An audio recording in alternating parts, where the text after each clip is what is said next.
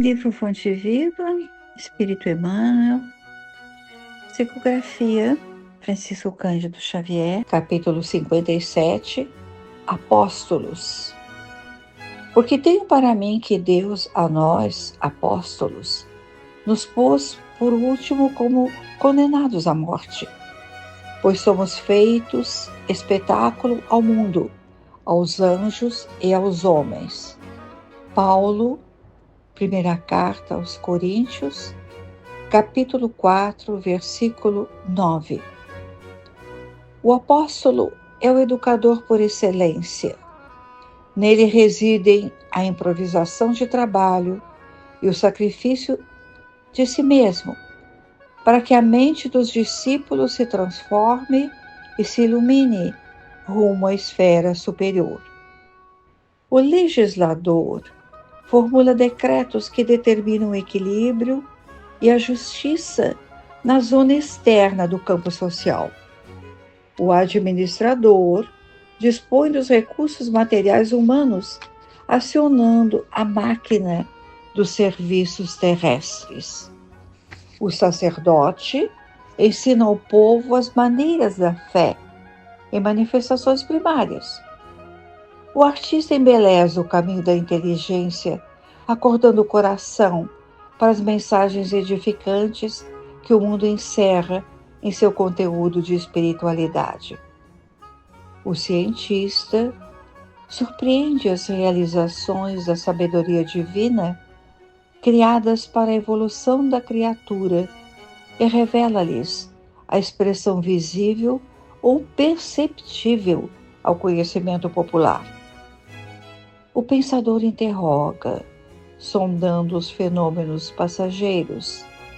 O médico socorre a carne enfermiça. O guerreiro disciplina a multidão e estabelece a ordem. O operário é o ativo menestrel das formas, aperfeiçoando os vasos destinados à preservação da vida. Os apóstolos, porém, são os condutores do Espírito. Em todas as grandes causas da humanidade, são instituições vivas do exemplo revelador, respirando no mundo das causas e dos efeitos, oferecendo em si mesmos a essência do que ensinam, a verdade que demonstram e a claridade que acendem ao redor dos outros. Interferem na elaboração dos pensamentos dos sábios e dos ignorantes, dos ricos e dos pobres, dos grandes e dos humildes, renovando-lhes o modo de crer e de ser, a fim de que o mundo se engrandeça e se santifique.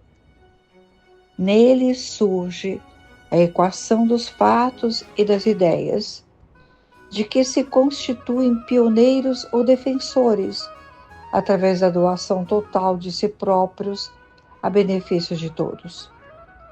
Por isso, passam na terra, trabalhando e lutando, sofrendo e crescendo, sem descanso, com etapas numerosas, pelas cruzes da incompreensão e da dor, representando em si o fermento espiritual que leveda a massa do progresso e do aprimoramento, transitam no mundo conforme a definição de Paulo de Tarso, como se estivessem colocados pela providência divina nos últimos lugares da experiência humana.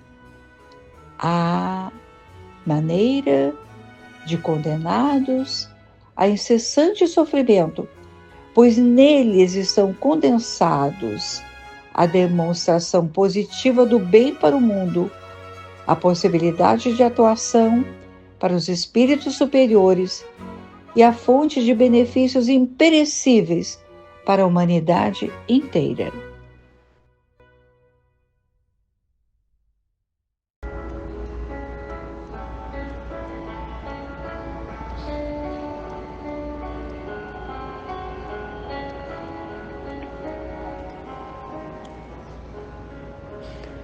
Façamos então em conjunto a nossa prece, olhando-nos uns aos outros, mesmo que pelas nossas lembranças, e relembrando também os apóstolos queridos de Jesus, e aquele apóstolo que só o conheceu depois na estrada de Damasco, continua a nos falar. E quanto, Senhor, todos nós já tivemos, mesmo que de maneira pouco significativa para nós, a Tua presença numa estrada de Damasco, porque não temos a coragem, a energia daquele Saulo. Mas te rogamos, Senhor, que dentro da nossa pobreza e fragilidade, continuemos a servir como pudermos, mentalmente, orando, pensando numa humanidade mais progressiva, mais afeiçoada ao estudo, à meditação e aos ensinamentos que nos deixaste. Socorre, Senhor, os desiludidos deste momento, os que estão sem esperança, os que sentem a dor da partida dos entes queridos, como também daqueles que sofrem, como todos nós, as injunções de um passado de delitos. Que o nosso estudo nos traga, como sempre, a meditação necessária para continuarmos ligados a Ti e aos benfeitores, e que esses benfeitores recebam a nossa gratidão pelo apoio que sempre recebemos. Que Deus nos abençoe, que Jesus nos ilumine. Graças a Deus.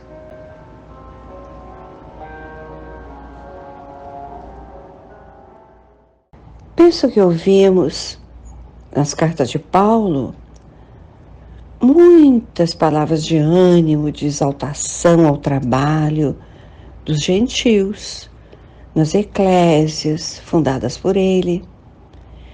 E nessa primeira carta aos Coríntios, no capítulo 4, que está em evidência, ouvimos o Paulo enérgico. Quem sabe um pouco da personalidade do antigo Saulo,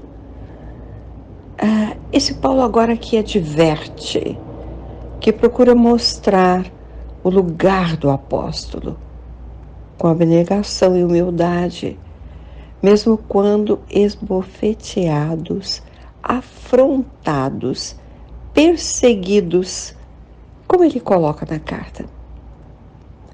O versículo 7, anterior ao que serve como epígrafe, parece nos resumir as suas advertências aos coríntios.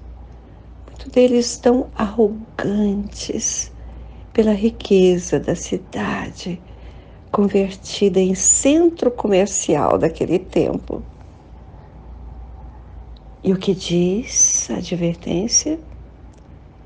Que tens que não tenhas recebido? E se o recebeste, de que te glorias, como se não o tivesses recebido? Emmanuel é mais suave nos comentários, porque começa assim: o apóstolo é o educador por excelência. Muito a refletir na primeira frase do capítulo 57.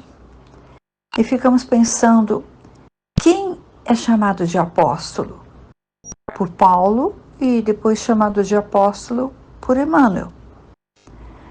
Paulo, na carta aos Coríntios, chama de apóstolo, e observamos que ele escreve, porque tenho para mim, não afirma, não diz, eu sei quem é apóstolo. Paulo escreve o que pensa, assim: tenho para mim que Deus a nós, apóstolos, coloca-se então entre os apóstolos, para concluir que Deus a nós, apóstolos, nos pôs por último, como condenados à morte, pois somos feitos espetáculo ao mundo, aos anjos e aos homens. Que jornada de lutas que pareceria não findar. Paulo percorre desde a estrada de Damasco até Roma. Quando a luz do Cristo cegou o aparelho orgânico da visão, abriu-se outra claridade, a interna, que trouxe para o mundo o Paulo enérgico, decidido, mas agora revestido da confiança no Messias que antes ele perseguia. Assim como foi instantânea a percepção de que Jesus era o tão aguardado Messias do povo hebreu, foi lenta a preparação do doutor da lei para que, depois de escaladas, caminhos, ele poderia dizer aos coríntios, a nós, apóstolos, 3 anos no deserto de Dan, em reflexões, guiadas por Áquila e Prisca, sem o tumulto dos homens nas grandes cidades. Tempo de imersão no Cristo.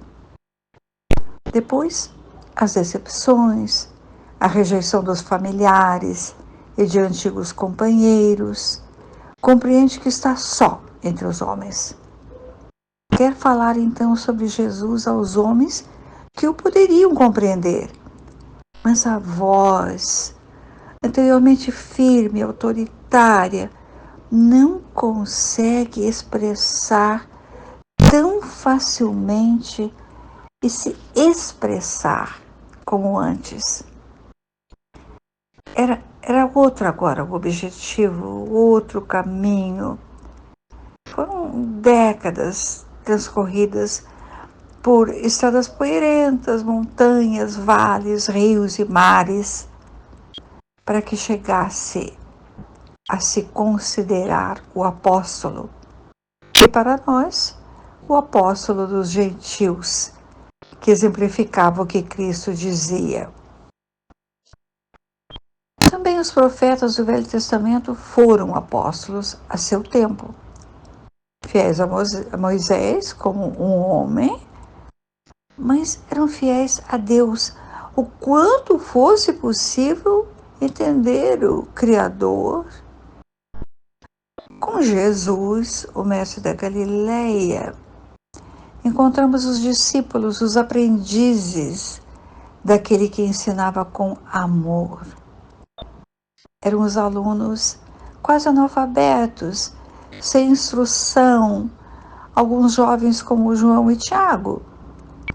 Guardavam os ensinamentos e os exemplos de Jesus. Mas na hora da separação, da despedida com o Mestre, também caíram em si, como aconteceu com Paulo, e retornaram à caminhada. Sofreram a incompreensão dos homens, foram perseguidos, torturados, sacrificados. Então, eram apóstolos, aqueles que enviados em missão, que não só aprendiam, mas representavam aquele que os enviou. Paulo, a seu tempo, também é condenado à morte.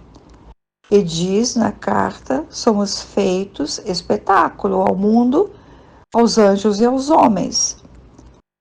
Mas penso que Paulo, ao escrever somos feitos espetáculo, não previa que ele não seria levado à morte como espetáculo. Foi levado em silêncio, na madrugada de Roma, para trecho bem ermo da Via Ápia, e lá tremendo o algoz, que ele reconhecia o valor. O algoz era um romano que tira a vida do corpo castigado pelo tempo, por perseguições, por sofrimentos. E o homem que se colocava entre os coríntios como um igual, seguiu para a espiritualidade como o apóstolo dos gentios. Emmanuel, no texto, compara os homens atuantes na terra como o legislador, o administrador, o sacerdote, o atleta, o cientista, o pensador, o médico, o guerreiro, o operário, que são trabalhadores na manutenção do equilíbrio da sociedade, e alguns socorristas do corpo material. Ele compara com os apóstolos que exercem o trabalho também na terra, mas que são os condutores do Espírito. Quando Emmanuel, em longo parágrafo, fala sobre o que considera um apóstolo, vemos em que grau de evolução eles, os apóstolos, estão. E novamente o longo parágrafo é esclarecedor para nós. Mas proponho que releiamos apenas a finalização deste capítulo, representando em si o fermento espiritual que, levando a massa do progresso e do aprimoramento, transitam no mundo, conforme a definição de Paulo de Tarso, como se estivessem colocados, pela providência divina, nos últimos lugares da experiência humana, à maneira de condenados a incessante sofrimento, pois neles estão condensadas a demonstração positiva do bem para o mundo, a possibilidade de atuação para os espíritos superiores e a fonte de benefícios imperecíveis para a humanidade inteira.